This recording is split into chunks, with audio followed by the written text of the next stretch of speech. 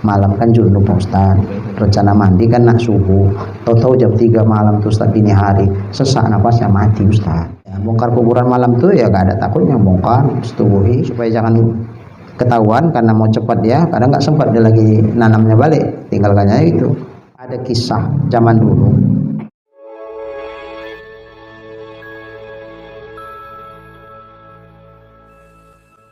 Gimana dengan air mata?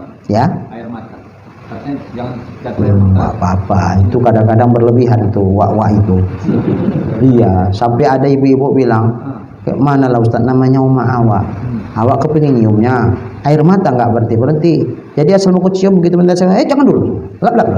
Udah, nggak ada lagi. Jangan dulu, asik dilarangnya. Terakhir tak jadilah Ustaz, netesnya nggak berhenti. Sedih kali lah aku nggak bisa nyium umakku untuk yang terakhir kali. Emang air mata itu najis? Enggak kan? Enggak apa-apa. Karena kata orang-orang itu, kalau sampai air mata kau itu tersentuh sama omakmu, emak kau kena azab nanti. Gara-gara kena tetes air mata kau itu. Sebetulnya bukan air matanya yang bikin azab, ratapannya. Nah, ada hadis yang bilang begitu, barang siapa yang meratap atas kematian, maka si mayit itu kena azab. Timbul masalah loh. Tapi dosa orang lain tidak ditimpakan ke orang lain. Yang berdosa kan yang meratap, kenapa yang mati?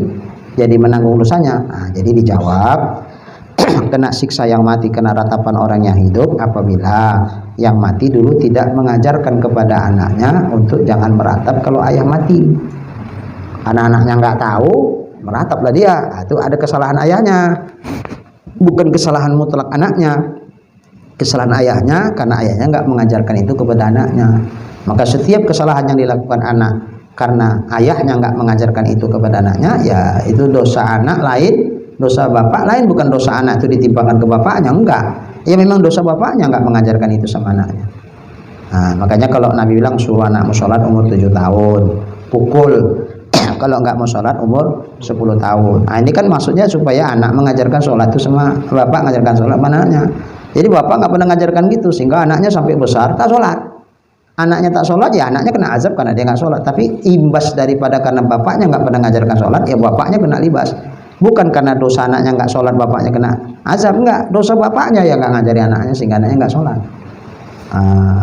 Jadi ini pun gitu juga. Lebih parah lagi apabila diwasiatkan pula. Nanti kalau ayah mati, kalian ya sedih lah, kalian jangan tak sedih kalau ayah mati. Nanti ketawa-ketawa kalian bagi-bagi harta warisan. Memang kalian tunggu-tunggu mati ayah. Enggak lah ya, kalau enggak ya sedih lah kalian, nangis-nangis kalian, meratap-ratap ayah, gitulah. Jadi ayah pun dengarnya senang, oh berarti kalian di ayah meninggal. Tapi jangan pura-pura lah ayah nanti sonyong kalian. Jadi karena begitulah kata ayahnya, dibikin anaknya lah kayak gitu. Kena lombang juga ayahnya itu, karena pesan dia memang begitu. Suruhnya anaknya sedih-sedih, nangis-nangis, meratap-ratap. Sogianya diajarkan jangan kalian sedih. Kalau sayang kalian sama ayah, tak usah kalian nangis. Tangisan air mata kalian yang meratap itu bukan menambahkan nolong ayah. Kalau kalian sayang sama ayah, kalian doakan ayah. Sholat kalian sholatkan ayah. Sering-sering bacakan Quran buat ayah. Gitu-gitulah pesankan sama anak. Masalah wudhu kadang-kadang ada suami istri selasa meninggal. Nah, itulah batal wudhu untuk yang hidup, yang mati tak ada hukum batal itu.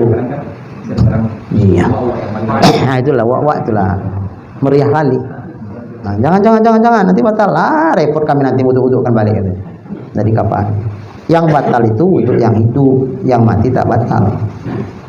Umpama udah siap diwudhukan, begitu mau diangkat, buang angin yang mati. Haji pula udah mati buang angin. Saya periksa nanti jangan-jangan keluar ampasnya. Tengok nggak ada, ya udah. Wudhukan lagi? Nggak usah wudhukan lagi man. Kurang kerjaan itu. Ada bawa aja lah kapannya aja terus. Kalau keluar ampasnya, itu ampasnya kan najis. Diceboi aja. Tak apa lagi di wudhukan lagi. Karena batal wudhu itu berlaku untuk yang hidup, tidak berlaku untuk yang mati. Sampai mandi wajibnya pun gitu juga, berlaku untuk yang hidup, yang mati enggak. Jadi ada yang nanya, Pak Ustaz, malam kan junub Pak Ustaz, rencana mandi kan nak subuh, tahu-tahu jam 3 malam tuh Ustaz, dini hari sesak napasnya mati Ustaz. Jadi kayak mana mesti dibilang sama Bilalnya ini. Nanti kalau nggak dibilang, nggak diniatkan Bilal tuh mak lombang lah lakiku ini. Jadi demi untuk mbak laki itu aman, maka istrinya pelan-pelan bisik-bisikkan sama Bilal, Pak Bilal jangan lupa ya. Apa itu Bu? Belum sempat mandi wajib lagi nih suamiku. Jadi nanti waktu mandi diniatkan lah ya Pak Bilal mengangkatkan hadas dia. Oh iya iya, datang Bilal pun tidak ngaji, betul-betul dimandikannya 2 kali. Pertama mandi diniatkan mengangkatkan hadas junub, yang kedua mandi untuk karena matinya. Oh iya mak, kalau bercakap lama itu ya Allah, lama kali mandinya dingin aku deh gitu. Ayah, jadi Bilal pun mesti paham juga itu. Sekedar menyenangkan hati dia, ya kan saja, mandinya biasa aja. Tak ada kewajiban kita meniatkan mandi mengangkatkan hadas dia. Karena orang mati tidak lagi berlaku hukum hadas. Nah, ada kalau zaman dulu kan ada peristiwa-peristiwa pembongkaran kubur. Apalagi yang mati ini anak gadis. Wah, itu syarat dapat ilmu itu. Dulu, sekarang nggak ada lagi dengar. Makanya kalau meninggal malam Selasa, nah itu dijaga. Karena sampai yang meninggal malam Selasa, nah, itu kain kafannya katanya bisa dibikin ilmu, bisa ngilang itu. Masa itu? Iya. Tapi jangan tanya sama maling, dengar ceritanya ini. Jadi maling-maling itu suka itu ngintip aja. Nah, makanya dijaga. Mana tahu ada yang ngorek-ngorek kubur, ada yang jaga. Nah, mati gadis itu juga. Jadi dibikin syarat pula sama gurunya. Syaratnya kalau mau kau ilmu ini, nanti kalau ada anak gadis yang meninggal, nah, malamnya kau bongkar, mak-maknya kau setubuhi. Itu syaratnya baru bisa kau dapat ilmu ini. Wah, dia demi ilmu tadi udah nggak ada urat takut tuh, nggak ada lagi di leher dia itu dah. Ya, bongkar kuburan malam tuh ya nggak ada takutnya, bongkar, setubuhi supaya jangan ketahuan, karena mau cepat dia kadang nggak sempat dia lagi nanamnya balik, tinggalkannya itu. Besok kan viral lah, masuklah ke Facebook beritanya, terutama tamrin lah, share terus kan. Di share terus ke grup. Nah, pertanyaannya, umpama akhirnya adalah perempuan yang memeriksanya, ya Allah, duselai maklah pula inha, mani laki-laki ini, wah kurang ajar betul nah yang setubuh ini. Tak berperi kemanusiaan. Kayak udah peri kebinatangan udah ini. Dah, pertanyaan selanjutnya, wajib nggak kita mandikan lagi deh? Karena sudah dicampuri. Nggak ada. Ya udah, yang berselema-selema itu bersihkan. Kapan nih bagus, balik, kuburkan. Dah, itu aja. Nggak usah dimandi-mandikan lagi. Karena orang mati tidak berlaku hukum hadas. Tapi yang menggaul itu wajib nggak mandi dia? Wajib, dia yang hidup kan. Nah. Jadi ada kisah zaman dulu, seorang laki-laki ini punya kelainan jiwa. Kalau sama perempuan yang hidup tak ada sedikit pun seleranya, nggak ada nyambernya. Kalau istilah kata si apa Jawar, nggak ada rasa malik. Rasa apa Jawar? Gitulah malik, nggak ada rasa.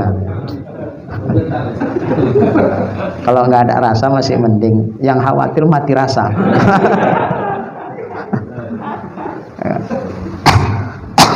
Jadi nggak ada seleranya nengok perempuan yang hidup, tapi kalau yang mati, wah, muai birahinya. Nah, ini ada kelainan jiwa ini, tapi bukan Jawa, orang zaman dulu, cerita zaman dulu.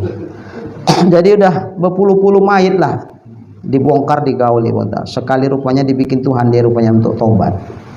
Udah siap digauli, bercakap mah itu, nggak ada lama lu kau sama Tuhan. Orang yang sudah mati kayak aku masih kau kerjai juga gitu.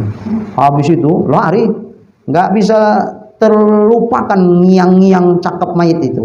Akhirnya tobat dia, bagus, jadi laki-laki soleh dia. Nah, itu hanya sebab dibikin Tuhan untuk dia tobat. Bercakap mayit itu dibikin Tuhan.